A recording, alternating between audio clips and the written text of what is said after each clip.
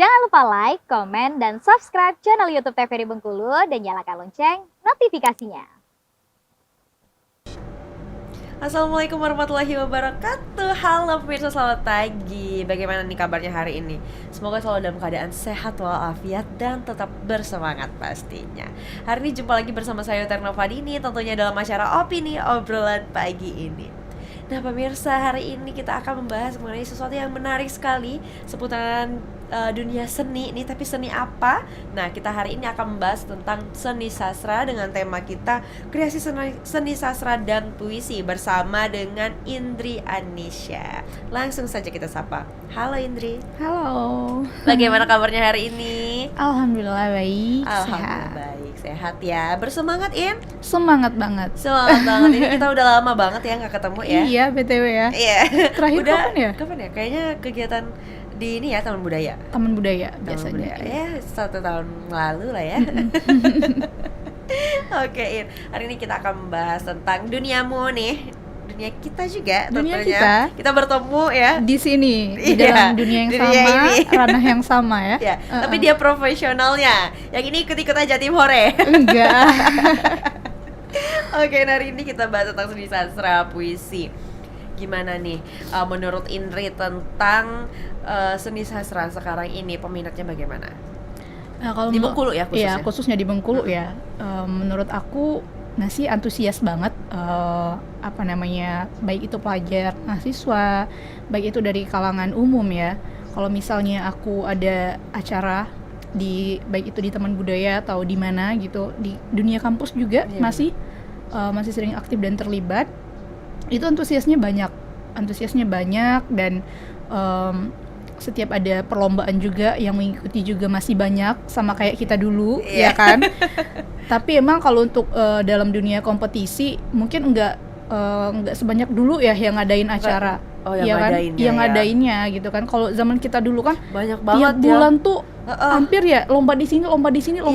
Jadi kita kampus tuh kayak benar-benar berlomba-lomba gitu ya. Dan juga dari pihak baik itu kampus kan, kadang teater ini gitu kan, dari kampus ini, dan mungkin ya dari setelah zaman COVID ya, setelah COVID udah agak berkurang ya kalau yang untuk mengadain perlombaan kompetisi khususnya. Tapi kalau untuk acara-acara, kalau aku lihat misalnya ada acara pertunjukan di Taman Budaya atau ada acara pertunjukan di mana gitu kan, antusias masyarakat Bengkulu dan antusias teman-teman itu banyak benar. Dan di teater Unip juga aku lihat masih banyak banget anak-anak mahasiswi yang mau daftar join ke teater gitu kan, masih banyak peminatnya Masih ada, cuman yang menyelenggarakan eventnya masih kurang gitu ya. Masih kurang. Nggak serame dulu. Tapi memang sebelum COVID itu rame banget sih, bukan dari teater aja ya, dari yang lain-lain juga emang rame banget. Teater puisi kayaknya nggak mutus gitu ya ini ya. Tapi kalau sekarang kayaknya lebih ke musik ya. Kalau di Bengkulu sekarang hidupnya lebih ke musik ya dibanding teater. Benar. Kita setiap sebentar ada konser nih, ada konser ini, ada konser itu gitu kan. Konser. Aku kerja soalnya. Kerja iya. wanita karirnya susah ya. Iya. Sayang banget loh nggak ketemu. Iya, mungkin nanti yang next konser ya. Kita join. Oke. Boleh ya, ada. Bisa. Nah ini kan Indri ini dari dulu terkenal nih sebagai seorang pembaca puisi yang luar biasa dengan semangat yang menggelora. Nah itu apakah bersangkutan dengan jurusannya, sejalankah jurusan kuliahnya atau gimana? Enggak sama sekali. Merasakan berseberangan. Iya, berseberangan banget. Aku kuliahnya kan kesehatan ya. Iya. Nah, aku kuliahnya kesehatan, sedangkan hobi aku emang di puisi, teater, sastra gitu kan. Emang berseberangan banget. Dan ya namanya hidup ya gitu. Tapi aku nggak apa-apa sejauh ini. Aku dulu sempat bilang kan, aku sempat ragu di awal perkuliahan gitu kan. Aku tahu basic aku di mana, orang tua aku tahu basic aku di mana. Tapi namanya perkuliahan kan itu jodoh-jodohan kalau aku bilangnya ya. Iya benar-benar. Dan aku jodohnya di prodi aku, di jurusan aku gitu. Berarti aku mikirnya ini jalan terbaik dari Allah untuk aku gitu kan. Dan aku udah jalanin gitu kan. Dan orang tua aku seneng banget, orang tua aku support aku di perkuliahan ini karena kebetulan aku anak cewek satu-satunya gitu kan, dan harapannya kayak pengen dia anaknya ada yang anak kesehatan Iya, gitu ya anaknya kan, yang rawat ya ada yang nanti, rawatnya nanti gitu bener. kan ya. Tapi kita kan tahu nih Indri itu dari SMA ya. Dari kapan sih Aku mulai kalau puisi? mulai puisi banget itu dari SD. SD bahkan. SD, iya. Itu udah ikut lomba-lomba gitu. Iya, aku di SD dulu mulai pertama kali tampil itu waktu kakak aku perpisahan. Aku kan cuma bedanya 2 tahun ya sama kakak aku. Iya.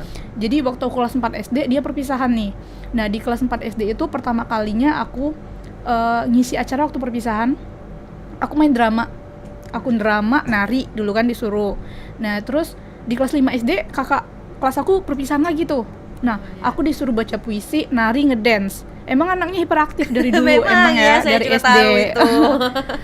Dan juga kalau untuk ajang kompetisi itu di kelas 5 SD aku juga udah ngikutin ajang kompetisi waktu itu di RBTP pertama kalinya. Oh, oke. Iya, baiklah. itu kan ada namanya dulu audisi pelawak Bengkulu ya. Di audisi pelawak Bengkulu lombanya umum tuh. Nah, jadi waktu itu guru teater aku waktu SD itu ngajak aku. Jadi kalau kita kan ada seprovinsi Bengkulu ya, ada dari Hayang, ada dari Curup, ada dari kota gitu kan. Dan waktu itu karena pelawak kan umum kan, ada tua ada yang muda gitu. Aku dulu peserta paling kecil. Paling kecil. Iya. Karena kalau umur kelas 5 SD. Iya, bener itu nggak 11 tahun. Dan grup aku kan ada isinya 4 orang ya. Satu grup, dia kan mainnya grup-grupan dan aku Iya, peserta paling kecil waktu itu. Dan alhamdulillahnya grup aku namanya John Par itu dapat juara 1 waktu itu. Wah, luar biasa sekali. Iya. Jadi semenjak itu kan aku dari SD udah ada basic teater, lanjut tuh pas aku masuk SMP masuk lagi teater, belajar terus. Itu memang di sekolahnya ada ekskul teaternya atau gimana? Iya, dulu waktu itu ada ekskul teater. Dulu lebih ke spesifiknya tuh kayak nari gitu kan, Iya. tari. Tapi tarinya tuh diajarin juga, kayak kalau kita mau baca puisi bisa, kayak gitu kan. Oh gitu, jadi Iya. memang seninya di situ ya. Iya, emang hidup dulu. Iya, Jadi benar. kalau misalnya ada perwakilan kelas, baik itu perwakilan apapun, aku selalu ikut gitu. Nah, berlanjut tuh langsung SMA sampai kuliah sampai sekarang gitu kan. Sampai sekarang ya akhirnya. Iya. Waktu SMA juga orang juga udah pada banyak yang tahu ya, FLSN 2N. Iya, Apakah Anda FLS 2N. Iya? Aku ikut terus ya? ikut terus di FLS 2N itu aku dapet juara 2. Kalau juara satunya kemarin itu bakal dikirim ke Kupang kalau aku nggak salah. Oh, di Kupang. Di waktu Kupang. Dan Itu apa, aku waktu SMA? juara 2 SMA ya, FLS 2N, dan belum rezeki Belum waktu itu rezeki kan. memang. Iya. Akhirnya berlanjutlah sampai kuliah, ternyata Kuliah. tidak berhenti. Kenapa nggak pilih bahasa aja sih, In? Atau jurusan apa gitu? Iya, bahasa ya yang paling masuk ya. Iya. Dan aku tuh mikirnya gini ya. Nggak tahu ya, pemikiran aku dulu. Iya. Aku mikirnya gini. Itu memang kamu yang mau masuk Apa? perawat? Iya. Oke. Emang aku juga yang mau gitu kan, dan dorongan support dari orang tua. Karena aku mikirnya kayak kalau seorang perawat itu kan otomatis aku masih bisa ya nanti untuk baca puisi, untuk berkesenian aktif gitu Iya, kan. Nah, tapi kalau misalnya kalau aku ngambil seni, aku belum tentu bisa keperawatan gitu kan. Ngerti nggak? Oh, oke, benar Iya. benar. Iya kan, benar, aku benar. nggak punya hak untuk ngerawat orang tua aku, mau nyuntik, mau ngasih obat dan lain-lain Oke. gitu kan. Nah, tapi kalau misalnya aku di dunia kesehatan dan aku masih bisa bebas dong di luar sana mau berkesenian gitu, nggak ada Oke. batasan. Nah, ini artinya ini udah memisahkan nih antara profesi sama Iya. hobi. Mm-mm. Oke, jadi duanya bisa sejalan gitu ya. Mm-mm. Baiklah. Ini keputusan yang luar biasa juga ya. Iya. Tapi kenapa sih memiliki ketertarikan lebih di dunia sastra ini, khususnya puisi ya? Khususnya puisi. Aku nggak tahu ya. Dulu waktu aku kelas 6 SD itu, waktu perpisahan itu yang aku bilang tadi, akan baca puisi tuh. Aku nggak tahu, kayak aku latihannya padahal biasa aja. Terus menurut aku ya, aku latihannya biasa aja. Pas aku tampil itu kok semua orang kok nangis semua. Kan ada puisi itu kan kayak iya, puisi iya. ibu ya dulu kan. Dulu boy. Guru-guru. Oh, guru. Kan perpisahan tuh. Terima kasihku gitu kan. Kok orang nangis semua gitu kan. Terus aku semakin pede di sana kan. Terus kata teman-teman aku, Indri, ekspresi kau bagus banget gitu kan. Indri, penjiwaan kau oke banget gitu kan. Terus GR dong kita kan. Wah, berarti aku ekspresif ya orangnya gitu kan. Terus aku latihan terus kan tiap puisi. Kan salah satu yang dinilai dari aspek puisi itu kan ada di itu juga ya, ada di ekspresi juga Iya. kan, mendukung. Jadi gimana caranya kayak kalau aku lagi baca puisi itu emang aku masuk ke dalam peristiwa itu. Misalnya puisi pergerakan gitu kan tentang kepahlawanan, aku masuk di peristiwa itu dan aku membayangin dulu nih puisi itu kayak gimana aku harus dapat feel-nya gitu loh. Kayak aku dapat feel-nya, aku harus tahu dulu nih puisi aku ini menceritakan tentang apa gitu. Baru bisa ke transfer ke ekspresi aku gitu kan, baru ke pembawaan gitu. Jadi yang pertama ya pahami dulu Ya, puisinya pahamin dulu, ya. ya, Pahami dulu, mulai masuk penjiwaan dan lain, dibaca berulang-ulang gitu ya ini ya. Iya, dibaca berulang. Kalau latihan sendiri itu gimana? Latihan pertama apakah memang ada yang ngelatih, memang ada guru khusus atau Indri secara otodidak? Kalau dulu dari SD ya, aku emang ada guru teater dari SD. Kalau untuk khusus teater sama puisi. Nah, kalau untuk pidato itu ibu aku sendiri. Oh, Iya. ibu. Iya, kalau misalnya pidato MC dulu soalnya ibu aku waktu masih gadis, waktu masih muda juga dia. Iya. Dia tuh itu apa namanya suka pidato, dia pernah menjuarai lomba pidato juga. Dia kalau di tempatnya dulu ya, di lokasi rumahnya dulu dia tuh sering MC emang dari gadis.